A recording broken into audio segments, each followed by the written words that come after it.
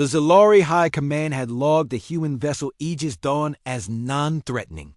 It was a diplomatic-class cruiser, lightly armored, with no visible escort, moving slowly through the neutral buffer zone between Zalari and Terran space. Them, it was a weak message of goodwill, or desperation. Either way, not worth their attention. They were wrong. From the observation platform aboard the Zalari Dominion flagship Harukal, Commander Vexer clicked his mandibles with mild curiosity. As the human ship drew nearer, its design was archaic by Zalari standards, all brute metal, heat venting slats, and exposed weapon mounts that hadn't moved since entry into their system. No energy spike. No shielding activity. Passive. Silent. Still no response to hails? He asked. Negative, Commander, replied his comms officer, a young Zalari of the subclan Dryvik. They continue on a direct vector to our patrol perimeter. Trajectory unchanged for the last 6 cycles. Vexer gave a bored shrug, then turned to the counselor beside him. Humans, slow to learn. The counselor hissed agreement. Perhaps they expect mercy for sending such a weak ship. Let it pass.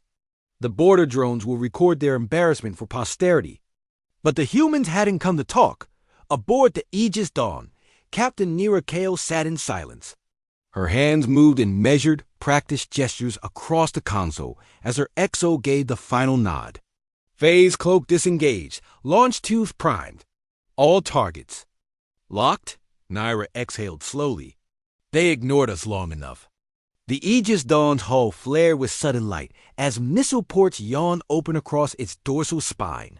In one coordinated breath, it launched 12 kinetic harpoons, each armed with gravitic warheads designed not to explode, but to collapse. A ship's internal structure with localized gravity pulses got it wasn't a warning. It was an execution. On the Harukal, the moment between arrogance and understanding lasted 3 seconds. Commander, massive power spike. Vexer turned just in time to see the missile trail slicing through space. No buildup, no targeting beam, just high-velocity death. Shields, the first impact struck their lower engine nacelle, buckling the armor and snapping the inertial dampeners. A scream of metal followed as the second missile pierced the main reactor buffer. Gravity twisted mid-deck. Flames erupted from secondary corridors. What is this? The counselor screeched, blood seeping from fractured mandibles. A trap, Vexer whispered. 3 Zalari escort ships moved to intercept, panicked and disorganized. The Aegis Dawn did not slow. Instead, the old cruiser's weapon systems roared to life in a pattern far too coordinated for something labeled diplomatic. Twin plasma rails deployed from hidden compartments. A secondary cannon, shaped more like a spinal column than a weapon, spun to life and began to hum ominously. It didn't matter how advanced the Zalari sensors were.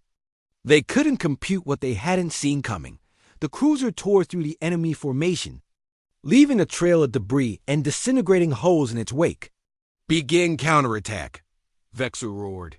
But his fleet, nearly 20 ships, was already scrambling to reposition. Too late. From hyperspace, dozens of Terran stealth drones decloaked. Across the region, each armed with signal jammers and AI-driven EMP mines. Communications dropped. HU scrambled. Fire control rays blinked and went dark. The Aegis Dawn transmitted one message, clear and cold. First contact, denied. Retribution, authorized. By the 45th minute, the battlefield had become a graveyard of broken Zalari pride. The Harukal drifted without power. Its bridge caved in. Fires burned uncontrolled in oxygenated corridors. Commander Vexer sat slumped against the console, bleeding, watching the human cruiser circle like a predator. He had underestimated them. He had believed the stories of primitive apes bound by emotion and diplomacy. But this was art. The Terran ship never broadcast peace. It broadcast consequence. And consequence had arrived cloaked in diplomacy, then spoken in missile fire. Aboard the Aegis Dawn, Nira Kale stared out the forward viewport, her face unreadable. Target neutralized. No survivors detected. Her. Weapons officer reported. NYRA tapped a button, bringing up the internal comms. To all crew. Let this be remembered not as an act of war, but as the end of one. The Zalari ignored our warnings. They attacked our colonies. They called our peace vessel a joke. She stood. We made them laugh. Her crew responded in silence. Not fear, not joy. Just grim unity. She turned back to the void. They're not laughing now. HFY moral. Humans don't always come. Shouting.